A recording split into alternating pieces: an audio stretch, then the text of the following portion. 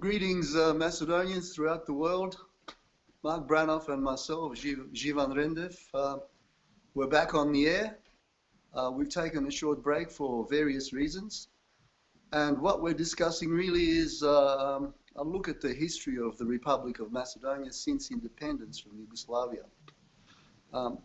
Before we proceed to the history of Macedonia, I just wanted to make one remark. Preface it by saying that no country exists as an island. Even the islands don't exist as an island. We are all interconnected.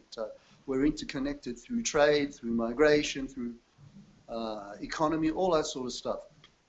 And one of the things that we'd like to start a discussion on is the refugees of Kosovo and if they had any impact on Macedonia and what type of impact did they have.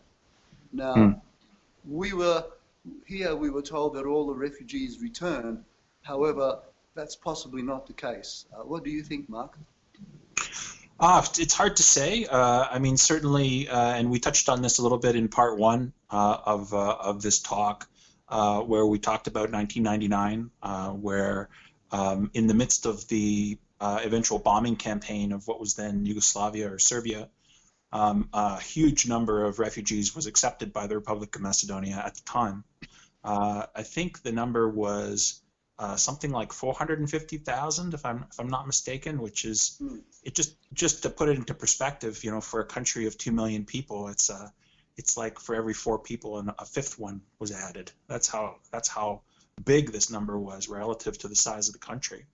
So an enormous number of Kosovars were brought to Macedonia, and it's difficult to say how many of them stayed or how many of them acquired Macedonian citizenship and kept it. May I interrupt you here, Mark? Were they actually offered citizenship? You know, that's a good question. I think that everyone has the ability to apply. I think that there is a process that I used in my case, for example, to get my Macedonian citizenship, which was based on my parents having it. So, you know, they would need to show something like those documents in those days, and it probably was relatively easy to do at the time compared to how it is now.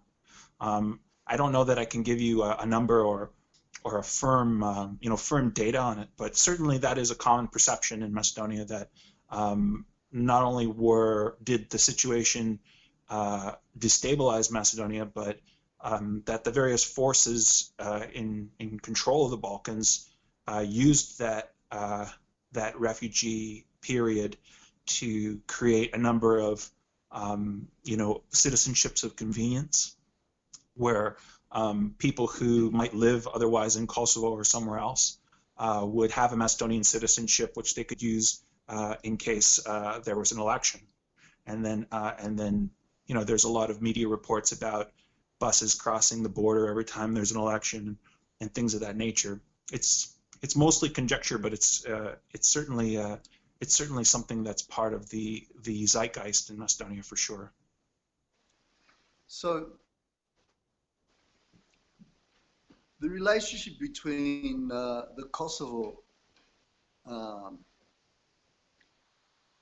liberation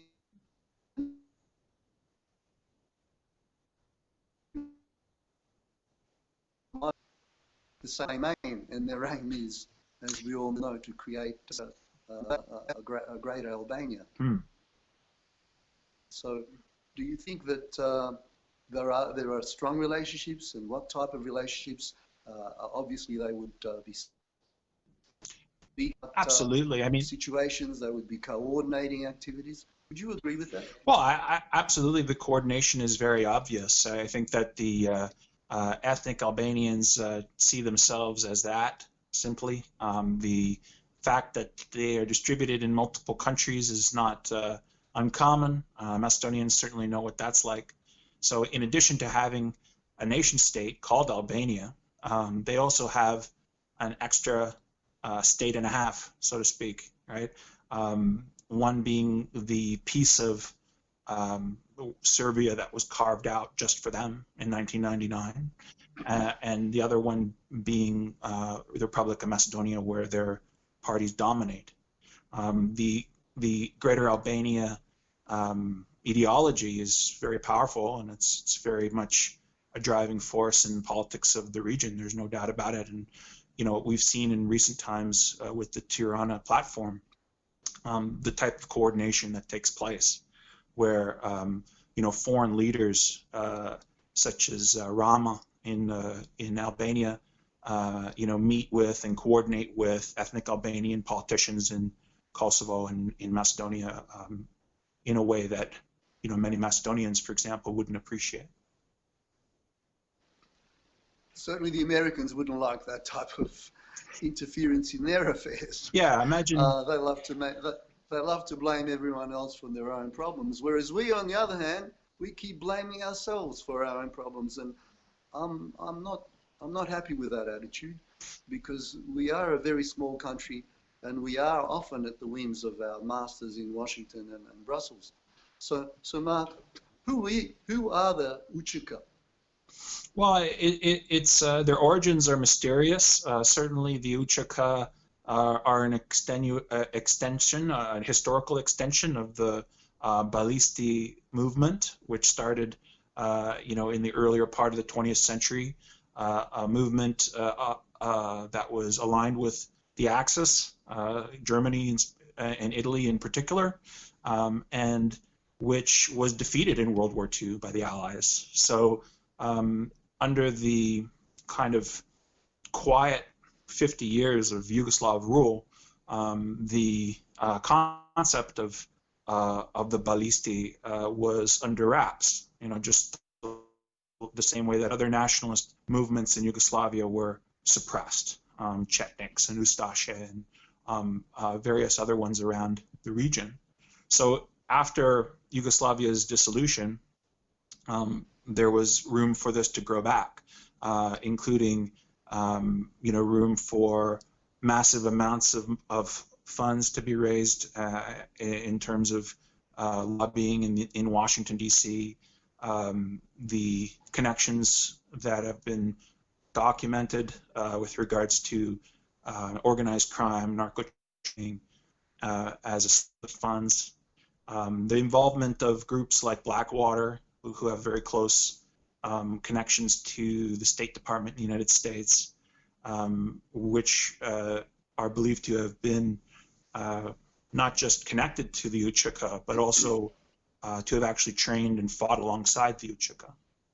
So, there's an Albanian history to the Uchika, which in Macedonia, the incarnation in Macedonia was referred to as the NLA, or ONA in Macedonia, the National Liberation Army. They changed the name slightly, but it's the same thing. And the involvement of foreign powers is very obvious. Well, one of the great ironies of that period was that in 1999, NATO was using the Uchika as its infantry and was bombing, from the skies. So pretty close cooperation, I'd say. Like when you're fighting when both sides are fighting together in the same war, I would say that's close coordination. And then just a few short years later, at a very opportune time, the U.S. government decided to proclaim them to be a terrorist group. But that was after they had finished what they needed from them. So recently, I hear now that they're talking about the atrocities against Albanians, the ethnic cleansing and all that. Do they have any leg to stand on, or is it purely talking about the anti-ballista campaign that had to actually be instigated in Macedonia, considering what they had done and considering their role in the Second World War? Is that what they're confusing? Is that the part of the propaganda campaign? In terms of the deaths and such, the casualties? Because, well, go ahead. Well, it's like 50 years ago, and suddenly it's coming out. Why didn't they mention it 30 or 20 years ago when the Republic was formed? And And what role do Macedonians play in royalist Macedonia? We too were victims, yet somehow they're turning that onto us. So how can they do that? Yeah, you know, if we want to touch a little bit on the history of it, certainly the ethnic divide within Kosovo was very, very different 50, 60, 70 years ago. And during the Yugoslav period where, you know, Tito was in charge, the Albanization... 100,000 Albanians accepted straight after the Second World War into Kosovo. That's right. That's right. And throughout that period, the Albanization of Kosovo was taking place, as also happened in Western Macedonia as well. So the percentage of Serbs in Kosovo went down steadily throughout that period, but it's not like the Serbs could necessarily do much about it because they were part of Yugoslavia at the time. So during this period of seeming peace, and certainly it was peaceful in terms of not having an open warfare for that period, a lot of things were changing on the ground, including the ethnic composition of that region. I remembered 1999 as a very, very important year. I think that it's very underestimated if we look at you know, wars and conflicts throughout the last you know, 30 years. I think that it's one of the most important ones because 1999 was a war that was very preventable, I believe. I think that in Bosnia it was a little bit different. It was much more of a civil war. You had warring parties that were you know, part of the same state for decades, and it was messy in that sense. I think that 1999 was, in a way, a kind of payback. You know, no doubt, if the U.S. You know, White House and other people in the power structure wouldn't admit it publicly, I have no doubt that the Pentagon and the people who run the military in the United States saw the Dayton Peace Accord in 1995 as a failure of U.S. foreign policy. I think that they felt that Milosevic had outsmarted them to some degree. And I think that that's just not allowed as far as the rules go. So the rules are they have to show, you know, who's the big dog, you know. Who's the boss? Who's the boss? Yeah, and Milosevic had you know, was very clever about the way that he pursued the Bosnian War, regardless of you know, the heinous results of that war. You can say that's, you know, in terms of strategy, he was fairly clever at getting what he wanted, which was the Republika Srpska, you know, stalemate situation. And I think that 1999 was definitely payback. 95 to 99 is 4 short years. It's not a very long period of time, but it's enough time to build an army, apparently. And that's essentially what they did. So in 1999, as far as Macedonia is concerned, there was a massive military conflict just to the north, a huge influx of refugees, and then a 2-year period between 1999 and 2001 before the situation had somewhat stabilized in Kosovo, and you were all dressed up and nowhere to go. You had this army that you had already you know, developed for a different purpose. You might as well keep using it, and that's exactly what they did. In 2001, they took the same army with local ethnic Albanians from within Macedonia as well, and created the NLA, or the ONA, and repeated you know, a very similar scenario. The war that took place there was very much a commando-style war. It wasn't a standard type of war that involved heavy equipment. It was bombs going off, terrorist attacks, kidnappings, torture, psychological warfare, and the Arama, the Republic of Macedonia's army, never actually lost any battles. It just lost the war, right? So how does that happen? Well, I mean, it happened in Arachinovo. So what had happened is, after a number of conflicts throughout the summer, there's a town called Arachinovo just to the north of Skopje that was a stronghold of the UÇK, and they had surrounded it. They had basically laid a siege to it. They had used Ukrainian helicopters in order to start bombing it from the sky, and they were slowly and gradually turning it to dust. So the Uchica had nowhere to go, and very famously, President Boris Trajkovsky at the time signed off on allowing the Uchica who were pinned down at Arachinovo to not just leave or be freed, but they were given air-conditioned buses that they could get on, including their weapons, and they took those out of Arachinovo northwards and were allowed to escape. So this was the time when Macedonians observing the war, if they hadn't believed it already, this was the moment where they realized that the fix was in, and that this situation was not as it seemed. This was not a country that was in earnest trying to solve its terrorism problem. It was actually a country that was prepared to sacrifice the most basic elements of sovereignty. And I think that's what happened in the Ohrid Framework Agreement. The Ohrid Framework Agreement is widely hailed, even in the media today, sadly, as something that avoided a war in 2001. And they use the word avoid, as if the war didn't happen. It's hard to describe that war as not happening to the, mothers and wives who lost husbands and sons in that war. The young kids who lost fathers in that war. To tell them that the war was avoided. There were also, but that's the term that they use.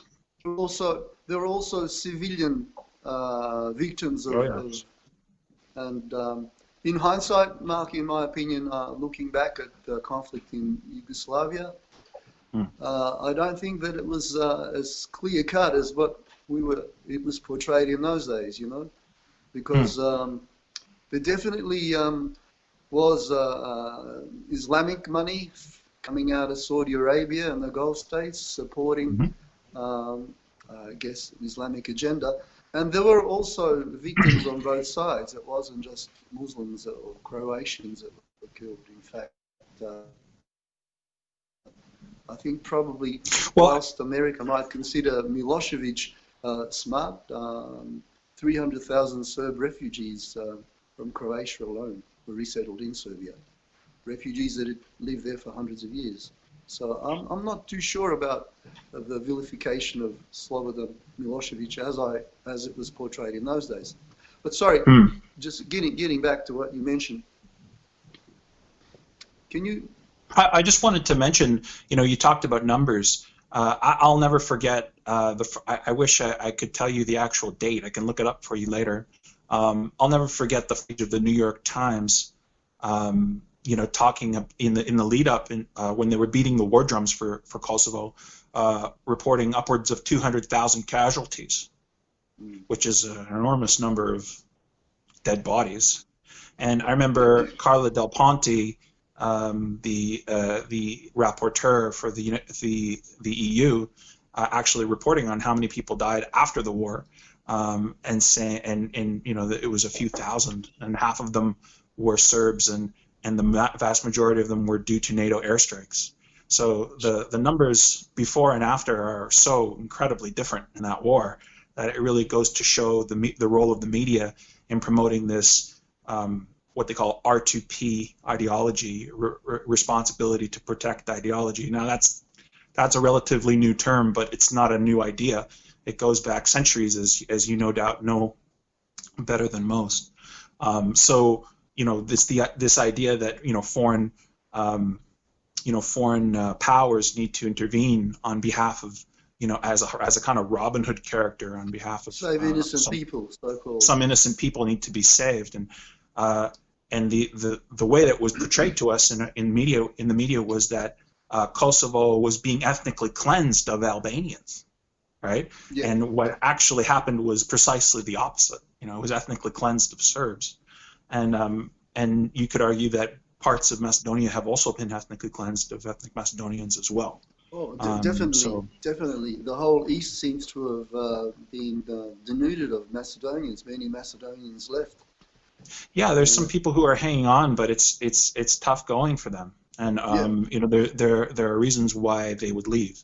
I think the 2001 war was a war that had every aspect of that, except even more of a fakeness to it in terms of the Macedonian government capitulating in a way that certainly the Serbs didn't. So the capitulation was very, very pronounced in terms of the incident at Arachinovo. And then the Ohrid Framework Agreement itself, widely hailed as a step forward, but it was one of these classic agreements that Macedonia gets involved in, where it coughs up all kinds of concessions and it gets practically nothing in return. Even the paltry concession. All Yeah, they got even were promises from promises from the European Union, and we know what literally. Western promises have been like for the past 500 years. Well, literally, there was a promise to preserve the unitary nature of the state, right? That was essentially what they got, and what they gave away was a formula which would become very important later on, where 20% plus one in a region would afford a minority a whole set of new rights, privileges, you could say, around language and employment, which would later complicate future censuses.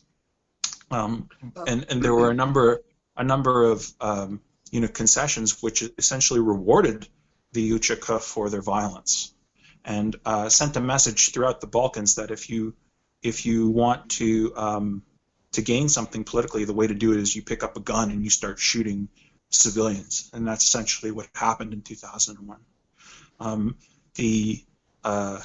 As long as the violence is done in a way that pleases Euro-Atlantis, it gets a free pass, and that's what we saw. Okay, so go ahead. Tell me something, brother. Who was it that made the Ohrid Agreement, the Ohrid Accord? Who was in government at the time?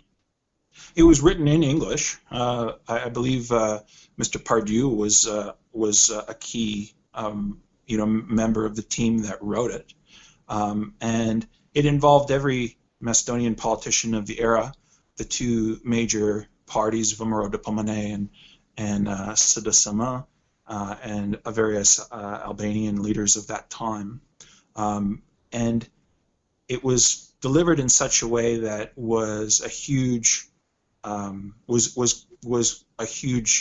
failure, or a huge defeat for the Republic of Macedonia, because of the way that all of this was rewarded. I think the even more dangerous or damaging part of the arrangement was the amnesty law, which came directly after the Ohrid Framework Agreement. I think the amnesty law. That's right. The amnesty law. I think if I had to choose one particular law that caused the most damage, that would be the one, because it had such a huge effect on everything that would happen up until now. Essentially, everyone who, with one exception, one Macedonian exception, everyone who was accused of war crimes in World War in 2001, I should say, was amnestied. So every single UÇK fighter and a number of others who might have also been arraigned. And so not only did that happen, and not only did they get to go free and not be punished, but they were then put right into politics in the form of what they call the DUI, which is DUI, which is the party that emerged out of the UÇK as they put down their guns, and then they were given ministries, and they were given a position in government, which they have kept up until today. Nothing has changed. So they've been, like concrete, they've been in place ever since 2002, roughly. That was when the last census took place. And like you were mentioning earlier on, There are a number of questions about that census related to the huge number of Kosovars who are thought to have been counted in that census. And it created a very a very defeated kind of mentality, a very dark time for Macedonians, where they were looking for hope, they were looking for strength, they were looking for someone to renew the situation, to put things back in order, and I think that the period from around 2002, where they were making this questionable census, where the UÇK was put into place, was still somewhat unstable in the sense that everyone was still smarting from the war, and the wounds hadn't healed yet. I think that the big step forward in terms of solidifying the gains that were made by the terrorists happened in 2006, where not only had they shown that they could join government, via the Sırdasama, but they showed that they could join government via the VivaMacedonia as well. In 2006 was an important election. That was when Nikola Gruevski came onto the scene. It's not like he wasn't there before, but he had a relatively minor role. I believe he was a finance minister, and he had other minor roles as part of another party at one point. In 2006, he came to power with a coalition between his VivaMacedonia and which was seen as more of a conservative party, and the DUI, which was the party that came out of the UÇK. So one would say those are some strange bedfellows, but I think that the logic of the arrangement was kind of like our quote unquote tough guys and their tough guys are going to get together and we'll have a government of tough guys, And their tough guys won. Their tough guys won. Well, it looked like they were the junior partner for the longest time, and then like you have to wait until the end of the boxing match to see who wins, and it looks like they outlasted them. May I ask, Marco, was there any opposition to the Ohrid Accord within Macedonia, and who were the people who opposed it, and why? Well, I think that in terms of the political scene, you have the political scene among parties, and then you have the people, and I don't think the people are ever consulted in a country like that. I don't think that country has ever had even a reliable history of polling where they could scientifically try and determine what people want. Every poll, it's very rare to see a proper poll coming out of Macedonia, and if you did find one, it was always funded in a way that drew suspicion to it, whether it was by some think tank connected to the Republican Party or the Democrat Party in the United States, or something along those lines, where polling is just not done properly. As far as the major parties, I don't think that there was I think it was just the Communist Party that had opposed it officially, if I recall correctly. But the vast majority of the parties in Macedonia had this what President Ivanov would later call "there is no plan B," when it comes to Euro-Atlantic integration. The no plan B approach is this kind of, this sort of groveling approach where you would publicly paint yourself into a corner strategically, kind of talk effusively about how you have no alternative, and then act surprised when that negatively affects your bargaining position. I think that was one of the great failures of every political party. So you said there's a communist party in Macedonia? There was a party called the CCM, I believe. I think that it was a holdover party from an earlier era. It had nothing to do with the Sırdasama, which is sometimes referred to in the media as the kind of like extension of the old socialists of Yugoslavia, which I suppose might have some validity, but I don't think that it has any validity ideologically. Or in the activities. It has some validity only in terms of certain personnel, like Branko Crvenkovski, for example. Opportunists. I think that the vast majority of parties did go along with the Ohrid Framework Agreement, and there was quite a bit of pressure and bribery related to that to do so, I believe. I think that it's very difficult to prove. You'd have a tough task proving it, but the pressure was obvious, and it was presented as there's no other way, and this is a step forward, peace in our time, however you want to describe it. 2006 was sort of seen as this opportunity for the Sidasama to get out of power, and for someone like Nikola Gruevski to show up and to put things in order. I think the open question is, to what extent did that actually happen? I remember I was on Facebook one time and I saw there was a group called Nikola Gruevski, the greatest premier Macedonia has ever had. I think that's the name of the group, and I thought to myself, well, I guess that's debatable. I think a lot of people might agree with it, but I think that it's such a dubious distinction, when you consider who the competition is. He was in power for such a long time, or maybe in power isn't the right term. He was governing, as you would put it, for such a long time that he did leave an indelible mark on the country, along with his partner, which was Ali Ahmeti of the Dewey or the UÇK. I think that a lot of nationalist-minded Macedonians certainly appreciate some of the things that happened in that era. There is certain parts of that legacy that are extremely controversial. The 2014 Skopje plan to build monuments was obviously a huge wedge issue for people.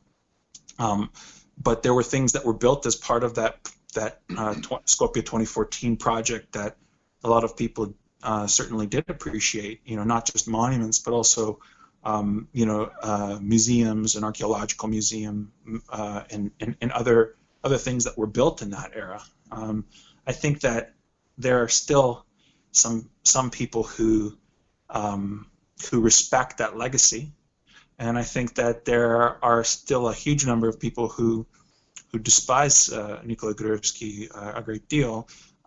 So he's one of the more polarizing figures.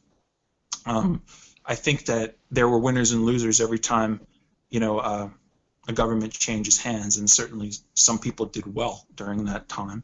But there were other things that divided the society. One thing, if we just take a look at 2014, because this was a project that got a lot of press, in part because it upset the Greeks so much. I was taking part in a conference, I think it was 2013, and as part of the conference, they gave us this little card where we could use the taxis of a taxi company that was a sponsor of the conference. So it was quite convenient, and we were taking taxi rides throughout the city. And I did this sort of informal poll of my own of taxi drivers. Every single taxi driver, I asked them about the monuments, and I asked them what did they think about it. And it got some really interesting answers, because people were ready to talk about it. And first I would ask them, did they support the project? And then if they said no, then I asked them, if you don't support the project, then were you upset about the costs associated with it and the suggested corruption associated with it, or were you upset about the content of the project? And that's a very good distinction. I think it's really interesting because it does sort of show where the fault lines lie. And what I saw was the results of my poll, which involved about 10 taxi drivers, was 50-50, you know, and I think that was very, very true. I think that the society was bifurcated. You know, there were people who had grown up in Yugoslavia, who had been raised on race theories like the Slavic migration theory as a part of their Yugoslav education, which sort of portrayed the Macedonians as, you know, 6th century Russians without a map, you know, that had come across the region, that had stayed ethnically pure throughout that time and are still ethnically pure today. You know, something that you know, a Nazi could dream up. And it's the Slavic migration theory is still popular around the Balkans. It's certainly popular in Greece as well because it worked in their favor. It worked in the favor of the Serbs and Bulgarians too. And I think that, you know, people who are closer to the Yugoslav system, you know, who were part of that culture, they did have a problem with the content of the Skopje 2014 in the sense that they looked at a version of history that they hadn't been taught as they were growing up. Other Macedonians, certainly anyone who was connected with Vomero Dopomane, but also people who weren't, certainly people in the diaspora, certainly people with roots in Aegean Macedonia, tended to look much more favorably upon the project, in part because they did see the point of it. You know, they saw the symbols of the project and they saw themselves in those symbols. And if you don't see yourself in those symbols, then the symbols will look different to you. Funny thing, that Slav migration theory, Mark, because I grew up believing in it because that's what we were taught, not just in Macedonia. I have a Western education, but what used to interest me a lot, even when I was like not a proponent but a believer in it, was if place names are an indication of the Slavic migration theory, the Slavic place names, if we can call them Slavic, they're not only in Serbia, not only in Macedonia, they went all the way to the tip of the Peloponnese. That's right. They went all the way virtually right up to the mountains of Albania, right throughout Albania. So funny how there was a Slav migration theory only in a few countries, but in the countries, the other countries near those countries where the Slavs migrated to, they also were impacted upon because their place names are all Slavic. So that's right. That's the hypocrisy. That's the hypocrisy inherent in the Albanians because they're onto this Slavic theory shit too, and in the Greeks, and it's also in the sort of stupidity of the Serbs and the Bulgars who think if they are Slavs, why aren't all the Greek Slavs? Because all the place names in Greece until they changed them, they too all were Slavic. Now, I just want to mention something. When you build a house, Mark, the house is judged by how long it will stay, you know. When you build a government, it's the same thing. So can you tell me what are the long-term effects of Gruevski's positive? Well, look, I think other than the statues and that, what are the positive things? So I think that if you look back even to the pre-Gruevski era, you can see some things that Gruevski was touching upon that had been neglected earlier. One of the first things that we talked about in the first part of this talk was what had happened at independence, where you know, Greece had put the Republic of Macedonia under an illegal embargo. I think what they were always trying to do was to stop a Macedonian renaissance, a Macedonian cultural renaissance. So a Macedonian cultural renaissance involved asserting one's sovereignty, including within the contexts of the way that history is interpreted and the way that historical evidence is interpreted. So the Macedonian Renaissance was something that Greece has always feared and continues to fear to this day. I don't feel that it's gone away. I think that you know, Gruevski certainly tapped into that. 2014, with its monuments, with its brashness, with its ambition, I think tapped into that cultural renaissance that has been purposely stopped by foreign powers because of the way that it irritates Greece's domestic political situation. The key issue with Greece that never gets talked about is its Macedonian minority. So the Macedonian Renaissance threatens the stability in that sense, not in the sense of them, being invaded. It's more the fact that they're denying citizens of Greece their human rights. So everything about the Republic of Macedonia has irritated that. So Gruevski kind of pressed a lot of those buttons. Certainly with the creation of those museums, certainly with the brashness of it, the way that they asserted a pro-Macedonian interpretation of history. Just to kind of just briefly touch on the absurdity of the Slavic migration theory. It's, as you very correctly pointed out, the Slavs, there is all kinds of historical evidence for Slavs being in the Peloponnese and other parts of Greece. A friend of mine is married to a Greek lady who comes from a town called Kamenica in the Peloponnese. No doubt you can guess that it's a rocky place, right? And anyone who speaks Macedonian would know what that means, but if you were Greek, you wouldn't know, and it's nowhere near Macedonia. So I don't know how they explain that kind of thing. I think that... Go ahead.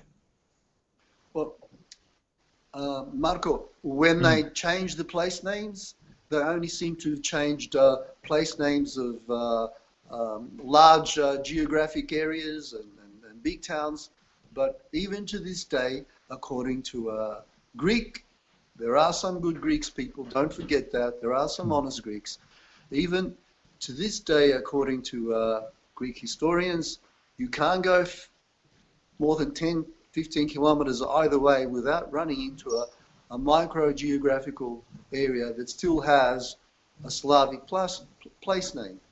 So there is the nonsense of the Slavic migration theory is slowly emerging, and it's how can it possibly happen? How can this tiny area produce enough people to occupy not just the Balkans, because it's not just about the Balkans. They also talk about the Slavs in Germany.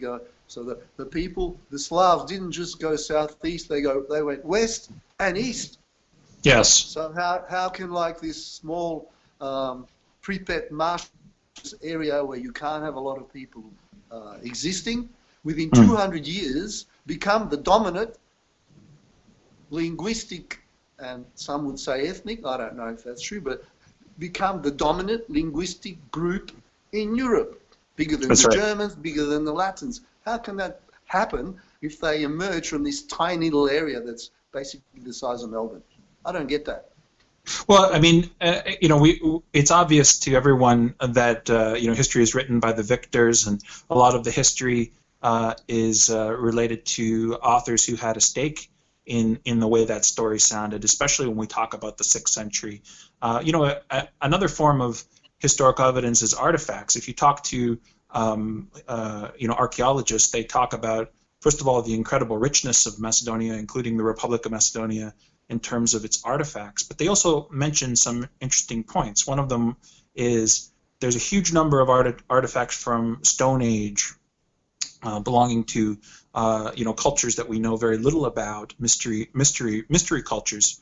There are a huge number of artifacts from the era of the ancient Macedonians, from the Roman era, and then there are also quite a number of artifacts from the Ottoman era, and then in between you have this period of time around the 6th century where there just isn't nearly as many. There is no archaeological evidence of... Yeah.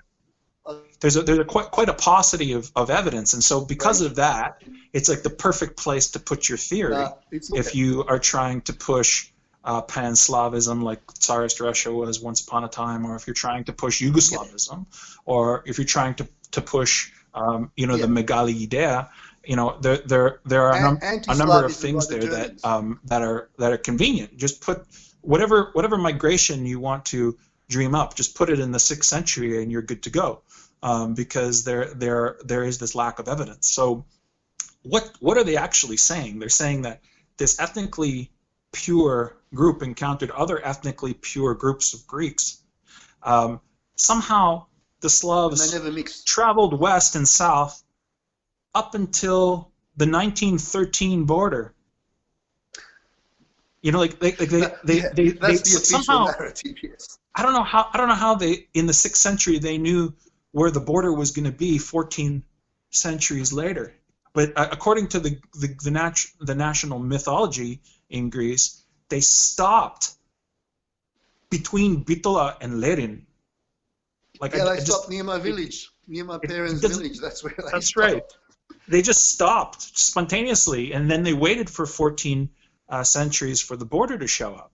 You know, it's preposterous. It's not just wrong. It's incredibly stupid, and it's racist as well. If you take a look at the DNA evidence, there's quite a bit of DNA evidence that bears out the problems with it, where Slavic genes are associated with people in very, very similar quantity in the Republic of Macedonia as they are everywhere in Greece. So you know, there's just nothing to that theory other than the fact that it's old and that it's useful to certain powerful people. And so, you know, just coming back to Gruevski, you know, 2014 was a big you know, thumb in the eye towards that whole mentality. 2006 was when he came into power. I think that especially among the Aegean origin Macedonians in a place like Toronto, where I'm from, Gruevski attained a kind of semi-legendary status, you know, very soon after his election, when he sent a letter to the foreign ministry in Athens talking about the property that had been confiscated, especially in the Greek Civil War, when ethnic Macedonians were exiled from Greece and had their citizenships canceled and all of their property taken. You know, this letter was a letter. I mean, it was a letter. He sent it. It happened. It existed, right? You could say, well, why were people so impressed? Well, I think they weren't. It wasn't so much that it was that much of an achievement. It was just that it was the first time that the Republic of Macedonia had really said or done anything related to the Aegean Macedonians. Much was made of Gruevski's own heritage from Aegean Macedonia, and this mattered to people who had roots in that region. So, you know, what does the legacy of Alexander, what does the son of Kutlesh mean? Well, it means different things to different people. Certainly, one thing that the son of Kutlesh means, the son associated with Alexander, which was the national flag up until 1995, is it's a symbol that unites the different parts of ethno-historical Macedonia. Especially because certainly, and it has been found in all of the parts in the Republic and Pedian as well. So yep. I think the symbol is a symbol that unifies Macedonia in a way that flies in the face of the Treaty of Bucharest and the ideals behind the Treaty of Bucharest, which were the destruction of the Macedonian nation. So you know, why did that happen? Well, there are different theories about that. Certainly, I think it would be remiss to not mention what happened in 2008. In 2008, it was a mere 2 years after the Vomero de Pomone Dewey coalition had formed, and the Republic of Macedonia had met every single reasonable criteria to join NATO, which had been part of its strategic goal all along. One of the main reasons why parties signed the Ohrid Agreement, or at least that's what they said, was to stay on this Euro-Atlantic path and to keep the doors to NATO and the EU open, as that was seen as popular. So in 2008, after a very long and arduous process, of updating the military, purchasing equipment, and a bunch of other things. All of those criteria were fulfilled, and they went to the NATO summit in Bucharest, ironically, in the Romanian capital, which just so happens to be the city where the Treaty of Bucharest was signed, which has meant so much to Macedonian history. In 2008 Bucharest, the NATO once again would veto Macedonia's entry into the organization. So, that was a perfect opportunity for Mr.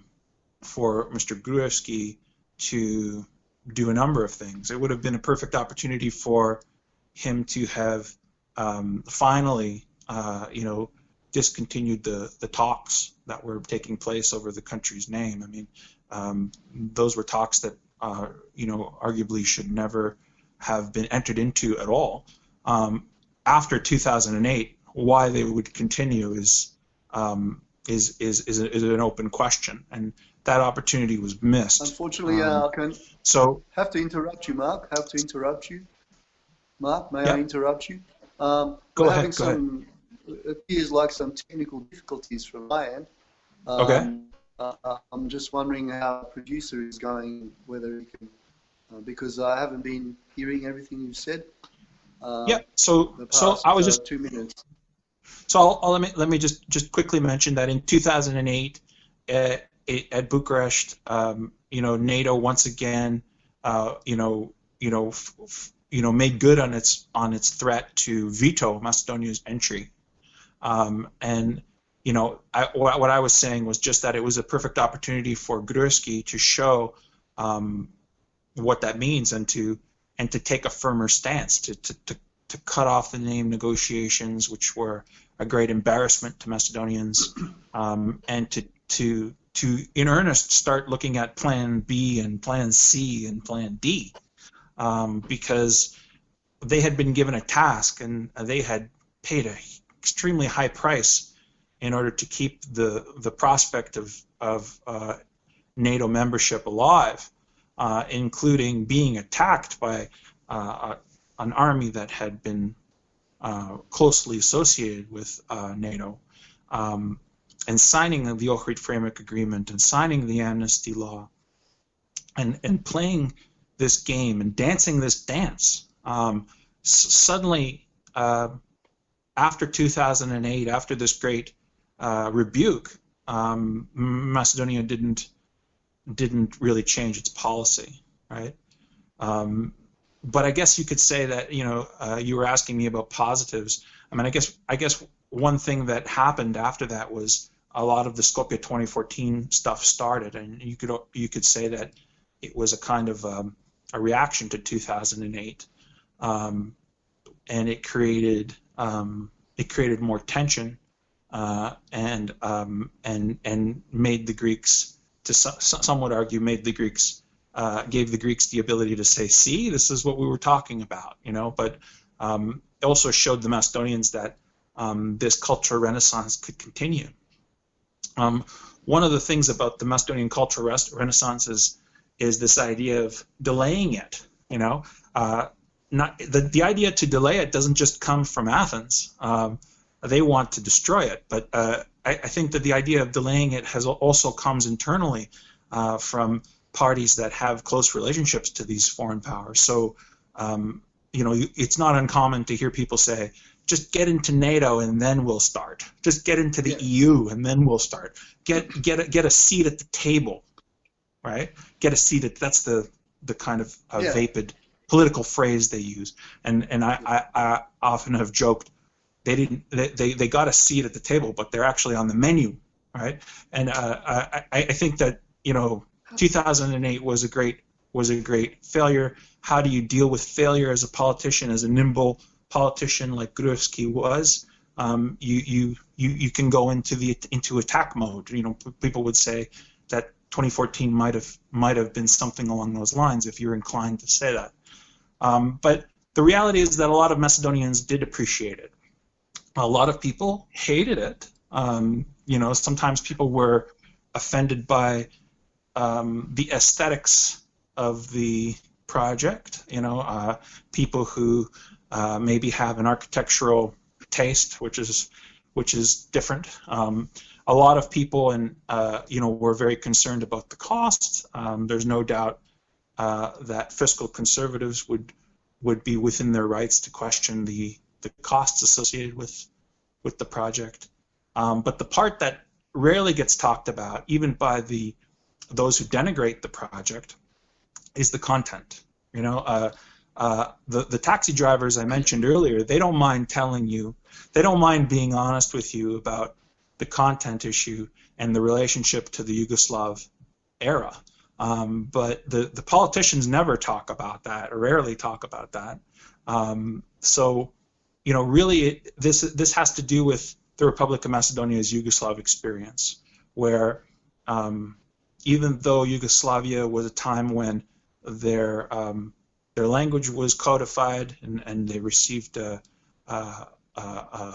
church of their own and a couple of other things that mattered to Macedonians, they also had their historical narrative dictated to them by Belgrade. And certainly the Slavic migration theory is part of that. The axis between Belgrade and Athens has always been a fairly strong one. And the Slavic migration theory served both parties. It served Greece because it portrayed the Greek myth of racial purity. But it also helped out the Serbs and the Croats as well, because in that era they were peddling the bratstvo jedinstvo, you know, the brotherhood and unity narrative, which involved Macedonians. So anything that you know solidified the Slavicness of anybody in Yugoslavia was something that was pro-Yugoslavia in their view. And it wasn't until 2014 that you could actually see evidence that the Macedonians don't agree. We're actually running out of time, Mark. I wanted to make just one more question. The question that I wanted to ask you was, while Gruevski was putting on the show, because it is a show and there's nothing wrong with it, there was another side to Gruevski, and that was his cousin, his relationship with his cousin. And the relationship between politicians and money in Macedonia, national money, corruption, bullying businesses, and so on. But before you answer that, I just wanted to comment on the content.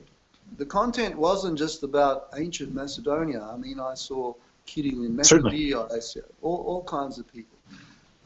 Now, people who visited Macedonia who are not political like you and me, like my brother, like my auntie from Las Vegas and so on, they were all gobsmacked. They loved it. They all loved what had happened to Skopje.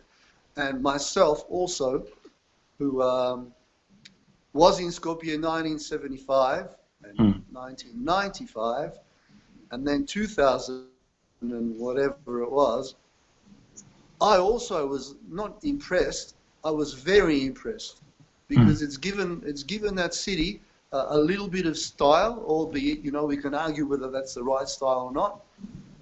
And I know a lot of our self-declared intelligentsia in Macedonia look down upon it because they think it's kitsch. But then they'll go to the very same European capitals and applaud the kitsch of the 19th century in Paris, or the kitsch of the 18th century in London, because that's exactly what it is. It also was a copy. The whole I mean, go to Washington. What do you see in Washington, Mark? Perfect you see example. A recreation of Rome and Athens. Absolutely. So the same people who are in awe and in love with everything West seem to give the West a pass and criticize themselves. And you know, we've got to get past that. We've got to be confident in ourselves. Getting back to my question about Gruevski. Gruevski's role as an economic manager, but also Gruevski's role as part of a party that's probably every bit as corrupted as Sudasana. Yeah, I mean, there are always going to be there's going to be a long-standing disagreement about that role as an economic manager. A lot of people supported Gruevski for his economic ideas, the creation of tax-free zones and other measures that were designed to attract foreign capital. There's some debate about how much foreign capital was attracted, but it's certainly more than what was attracted before and after. I think that the thing that's concerning about that legacy for me that sticks out is the way that the tradition of clientelism never changed. If you look at every single government in the modern era, the thing that it kind of kept in common with the previous era in Yugoslavia was the clientelism. In Yugoslavia, it obviously functioned differently, but in the multi-party system, clientelism was alive and well, and it is alive and well up until today. Your party membership card was perceived of as being the key to you getting a government job, and the public sector in Macedonia, relative to its size, is absolutely enormous.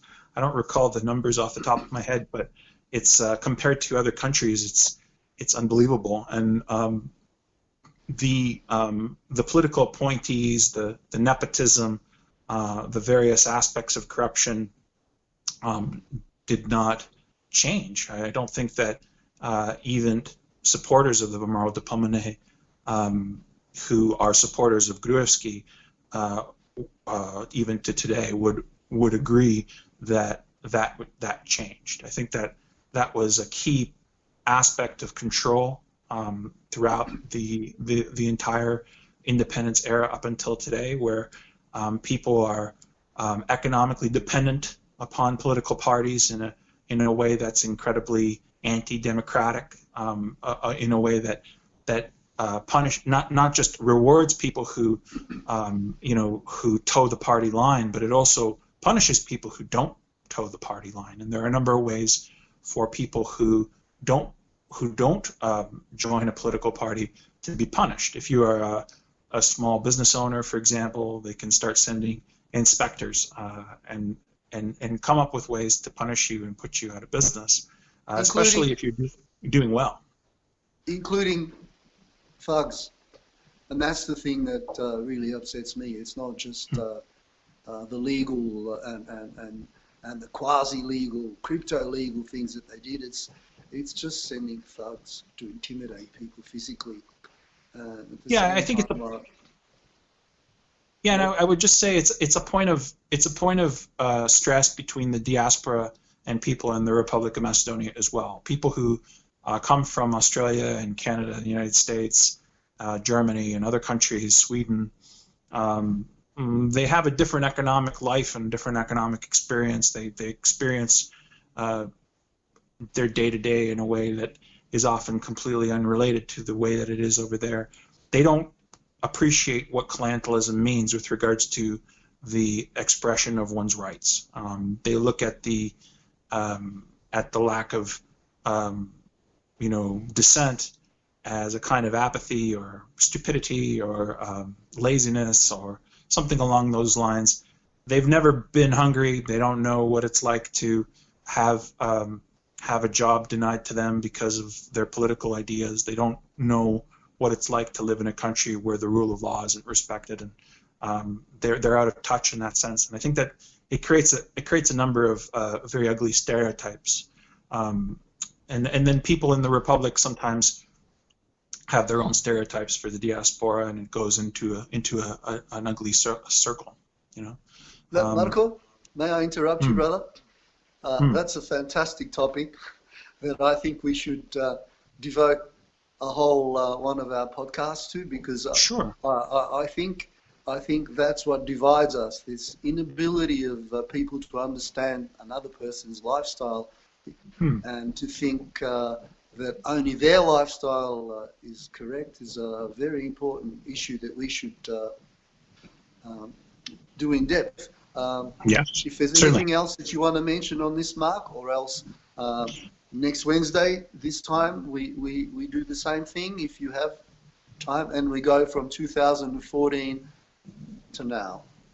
Yeah, let's do it that way. We have a lot more to talk about because. Oh, we're going to do this every Wednesday, bro. Every time we can. We've got to do this on a weekly basis. Okay. I think there's a lot more to talk about in terms of finishing off, so we'll have to have a part 3 of our overview because there's more to talk about with regards to the Gruevski era. There's more to talk about with the role of the Uçaka throughout that era. And we haven't even touched the surface of the most infamous character in modern Macedonian history, which is Zoran Zaev. And I think that is that requires a fair bit of time. So maybe we should leave that for next time. Thank you, Mark. Thank you to our producer, Zoran Lozevsky. Folks, please respond to our conversation. Tell us what you like, tell us what you don't like, because Mark and I, we are doing this because we want to engage people and to educate people, and hopefully our talks are actually having some impact on our community. I want to thank Zoran again, and thank you, Mark. See you next week, brother. Thank you, Zhiv. Always great talking to you. Thank you very much. Take it easy.